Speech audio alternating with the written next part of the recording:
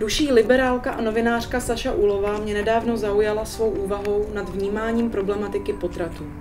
Svoboda by měla být vždy na prvním místě, ale lehkost, s jakou se v Čechách velmi často přistupuje k potratu, mě stále překvapuje. Už dlouho ve mně sílí podezření, že právo na potrat se často stává nucením k potratu a že je na čase mluvit o právu na potrat nejít. Já jsem vás slyšela říkat na jedné přednášce, že jsou v Čechách často děti vnímaný jako někdo, kdo odčerpává peníze, energii, dokonce, že v nějakém seriálu hollywoodském říká doktor pacientce, že má v těle parazita. Je tohle taky něco, co ovlivňuje to, že ženy mají děti tak pozdě, nebo že je vůbec nemají? Tak určitě. Dřív děti byly ekonomicky mnohem menší položkou. Říkalo se, že staré přísloví, že jedno, jestli člověk živí 3 děti, 5 dětí nebo 10 dětí, takže v tom hrnci už se to nepozná, když se tam uvaří ta polívka. Tak v současné době rozdíl mezi jedináčkem a 3 dětmi, rozpočtem na 3 děti, tak je obrovský. Děti se zdražily. Myslím, že jsou děti nejdražší, co kdy byly, jsou v současné době. Takže se z dětí stalo luxusní zboží. V podstatě vyčíslení výchovy jednoho dítěte je v ceně velmi luxusního auta. Což pro spoustu mužů může být může opravdu dilema, jestli si koupí Ferrari nebo si pořídí dítě. A já nevím úplně, proč jsme se stali tak komerčními rodičemi, že potřebujeme milion krámů na to, abychom tady měli pocit, že své dítě vychováváme dobře, ale je to tak. A druhá věc je, že jsme ztratili tu hodnotu z mateřské identity. To znamená, být matkou dřív byla přednost, která té ženě umožňovala mít nějaký sociální status. V současné době mateřství je soukromá věc, která vlastně žádným způsobem netvoří hodnotu ženy. To, jestli má žena 1 dítě nebo 2 děti, v podstatě nikoho nezajímá, nebo není to vůbec otázka prestiže.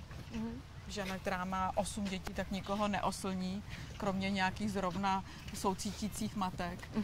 Víme, že třeba v historii, v době renesance, ženy měly excesivně mnoho dětí. Čím byly bohatší, tím měly více dětí. Myslím si, že takovými rekordmankami v počtu dětí je třeba manželka Vratislava z Perštejna, který byl kancléřem císaře Maxmiliána I., která měla něco mezi 20 a 22 dětmi, nebo Sidonie z Lichtensteinu, která měla 20, snad tuším 6 dětí. To jsou takovéhle počty dětí, které znamenaly při vysoké perinatologické a dětské úmrtnosti, že přece jenom bylo dostatečné množství dědiců a případných následníků toho velkolepého majetku, které ty rody shromažďovaly. Takže čím víc ta žena byla schopná porodit dětí, tím ta její prestiž byla vyšší. Teďka nedávno se rozhořely protesty v Polsku, kde se velký počet žen bouří proti novému zákonu, který má v Polsku ještě více znemožnit ženám jít na umělé ukončení těhotenství. Jak se díváte na tuhletu těžkou otázku? Tak existují 2 názorové tábory. Jeden pro-life, to znamená, že volbu má ten nenarozený život, který má přednost. A druhý ten názorový tábor je pro-choice, kdy o tom, jestli žena bude těhotná a porodí dítě, rozhoduje žena. Každý ten koncept má své pro a proti. Samozřejmě, že z pohledu třeba dnes existujících záběrů mikrokamer, tak víme, že embryo je mnohem více vnímavé a vyvinuté už v těch raných stádiích těhotenství, než jak jsme si mysleli před existencí těchto technik. Ale i přesto všechno si myslím, že kdyby bylo referendum a já bych měla hlasovat, jestli budu hlasovat pro life anebo pro choice, tak si myslím, že bych hlasovala pro choice. Že to právo ženy rozhodovat o svém těle, protože ten proces se děje v jejím těle, tak by z mého pohledu byl mému vnímání ženství prostě autentičtější a bližší. Je to škoda, že ty názory stojí proti sobě, protože v mnohém jsou si i blízké. A to je to, že narození lidského života je velmi křehká věc, která je v podstatě zázrakem, a to, že se narodí zdravé dítě, tak je vnímáno historicky vždycky jako radostná událost. To, že se někdy té ženě zkomplikuje život, nemá domov, nemá peníze, tak je spíš věcí společnosti, že nedokáže zabezpečit to, aby ty ženy rodily děti do podmínek, kdy to zvládnou, než to, že by ty ženy páchaly nějaké zlo. Si pamatuju ze své puberty, že se říkalo, že mini interrupce je takovýho jenom něco, že si toho to tělo skoro nevšimne, že je tam takový nějaký zhluk buněk a ten si toho vůbec nevšimne, když ho odstraníme. Ono už jenom ten název interrupce je velmi nepřesný, protože interrupce v překladu přerušení těhotenství ze své podstaty není možný. Vždycky se jedná o ukončení těhotenství, takže tady je snaha o to, abychom to nějak zabalili do jakéhosi hedvábného růžového papíru, aby jsme těm ženám zbytečně nepůsobili traumata, ale já si myslím, že je vždycky zdravé nazývat věci pravým jménem. Jedná se o umělé ukončení těhotenství, umělé ukončení prostě a to těhotenství už nemůže pokračovat, to znamená, není to žádné přerušení. Já vím, že je internet plný informací, že ženy jako mají možnost si zjistit, co se tam přesně děje. Ale přesto mi přijde, že se to tak často nestane a že v té chvíli, kdy ta žena v té situaci je, kdy se rozhoduje, jestli to dítě si nechá nebo ne, tak s ní o tom otevřeně nikdo nemluví. Vy si dokážete představit, jak byste ženu, která za váma jakožto za gynekoložkou přijde, že uvažuje o interrupci, co byste jí řekla, abyste měla pocit, že dostane tu plnou informaci? Možná bych jí uvedla příklady několika žen, které znám osobně, které v momentě, kdy otěhotněly, tak považovaly svoji situaci za bezvýchodnou. Neměli kde bydlet, neměli peníze, nebyli si jisti tím mužem a rozhodli se ve smyslu neukončovat. Dítě se narodilo a dítě si vše obstaralo. Dítě jim obstaralo domov, dítě jim obstaralo manžela, dítě jim obstaralo všechno, co potřebovalo a ty ženy nakonec všechno zvládly a v momentě, kdy už pak mají před sebou třeba 3leté dítě, tak říkají ty věty, no já si vůbec nedovedu představit, že bych tenkrát se rozhodla obráceně, ale bylo to vofous.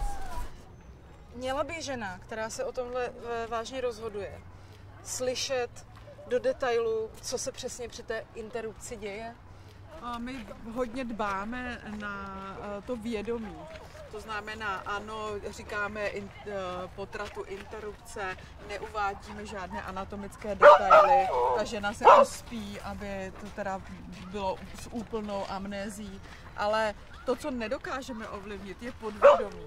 A v tom podvědomí ona moc dobře ví, co se stalo. Ona zažila, to tělo si pamatuje, to tělo má emocionální paměť, i když byla uspaná ta žena. To znamená velmi často pak, když se ty ženy probudí z interrupce, tak ačkoliv vlastně nemají důvod k tomu, aby měly nějaké bolestivé stavy, tak velmi často naříkají a pláčou. Musím říct, že jsem nikdy neslyšela tak srdcerivný pláč, jako ženy, které se budí z narkózy po interrupci. Takže, ale ta moje otázka stále trvá. Kdyby se takováto, má žena, která se uvažuje o potratu, dostat tu informaci, co se přesně bude dít s jejím tělem, jak to bude probíhat, co se tam přesně stane? Já jsem obecně zastánce pravdy, to znamená, pokud by se mě na to některá žena zeptala, tak bych jí to určitě sdělila. Jestli se to má a priori všem ženám říkat, nejsem si jistá, ale jakoby, myslím si, že do značné míry by to možná přispělo k tomu, že by těch interrupcí bylo méně. Takže odpověď je možná i individuálně podle té jednotlivé ženy, to znamená, když bych viděla, že ta žena je na sesypání nervově a další kapku už by neunesla, tak bych se možná zdržela, ale pokud bych viděla, že ta žena tu pravdu unese, tak si myslím, že je dobré, když to v rozhodnutí je vědomé. Tak já to teďka risknu s tím, že všichni, kdo to nechtějí slyšet, tak to teď vypnou, přestanou se na nás dívat a zkuste mi to říct, co se přesně musí stát, aby bylo přerušeno těhotenství. Poté, co je žena uvedena do analgosedace, tak se použijí kovové dilatátory, kterými se dilatuje děložní hrdlo. Ty dilatátory jsou různé velikosti, začíná se malým a postupuje se k většímu a většímu. V momentě, kdy je děložní hrdlo dilatováno na potřebnou velikost, tak se zavede koncovka, kterou se odsaje obsah dutiny děložní. Pokud je ten potrat dělaný v raných stádiích, tak se jedná o zárodek embryo. Pokud je ten potrat dělaný později, tak už se jedná o plod. Plod se tím odsátím znehodnotí, usmrtí a většinou roztrhá, nasaje se do plastové nádobky a pak se provádí keretáž, kdy se zavede kereta, kterou se seškrábne děložní sliznice tak, aby ta žena tam neměla nějaké zbytky placentárních tkání nebo trofoblastů. Má ta žena v praxi, jaká funguje v České republice, má ta žena nějakou péči po té, co po takovém zákroku odchází z nemocnice? Je tam někdo, kdo ji zastaví, pomůže jí to nějakým způsobem zvládnout? Funguje to systémově v České republice? Ne, určitě ne. Ta žena, většinou to bývá jednodenní ambulantní zákrok, to znamená ráno ta žena nastoupí, několik hodin se nechává prospat po anestezii a většinou k večeru se pouští domů. Většinou ji někdo odváží z rodinných příslušníků. Jediné, na co se dbá, že by neměla řídit auto, ale z mé praxe vím, že občas se sama odveze domů autem. Co může udělat okolí takové ženy proto, aby k tomu nemusela dojít? Myslím si, že by měl fungovat otec v námluvách u námluv mladé ženy. Otec je ta figura, která historicky vždycky dohlížela na to, aby námluvy proběhly správně. To znamená, aby ji nezbouchnul někdo nevhodný. Když už tedy ta žena v takové situaci je, tak by se měla řídit takovým tím zdravým, starým heslem, a to je nespím s někým, s kým si nedovedu představit mít dítě. To je hodně ambiciozní v dnešní době, chtít po mladých dívkách, aby se takovýmto způsobem chovali. To je právě to, že jsme jako ze sexu udělali vlastně takovou sportovní aktivitu nebo volně časovou aktivitu, ale sexualita vždycky byla něco velmi závažného, hlubokého, s fatálními důsledky. Tam, kde ten otec chybí, protože je mrtvý, protože je odešlý, protože něco, tak tam bych řekla, že tyhle ženy se daleko častěji dostávají do situací, kdy třeba musí jít na potrat, protože nezvládnou své případné těhotenství. Mm-hmm. Takže se nebavíme o nějaké archetypální roli otce, perzekutora, který přijde a milá Maruško, tohodle teda už domů nevoď, ale spíš o nějaké představě táty, který mu záleží na tom, co dělá jeho dcera. Ano.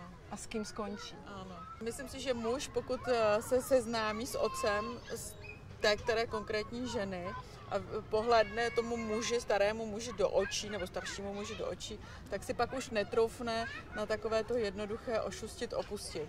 Že tam přece jenom vzniká určitý takový jakoby mužsko-mužský závazek, takové to slovo muže, z kterého pak vyplývá, že když ta žena otěhotní, tak ten muž se k tomu postaví čelem a řekne, to zvládneme. Mm-hmm. Žena, která je těhotná, tak potřebuje slyšet jediné. Neboj. Mm-hmm. A v momentě, kdy to uslyší, tak si většinou na to těhotenství troufne. Ale v momentě, kdy ten muž začne říkat takové ty plytké věty, jako rozhodni se, jak chceš, nebo budu respektovat každé tvé rozhodnutí, tak to znamená, že vlastně si netroufá on na to a ty ženy pak vlastně řeší situaci za oba dva, za muže i ženu, s tím, že ale ten muž bývá větší zbabělec než ta žena. Když jsou ženy staré potom a je jim třeba 70, 80 a když se jich člověk zeptá, na co jsou v životě hrdé, tak žádná neřekne, že nevím co, celý život měla dobře uklizeno, nebo že byla předsedkyní něčeho, nebo že pracovala. A dokonce ani když objektivně měla nějaké úspěchy, tak vždycky ty ženy začínají dětma. Vždycky. Vychovala jsem 2 syny, 3 děti. Povedli. Mám 5 vnoučat, to je první věc, kterou vypálí. Jo, to je pravda. Tak moc děkuju. Já děkuju za pozvání. Díky.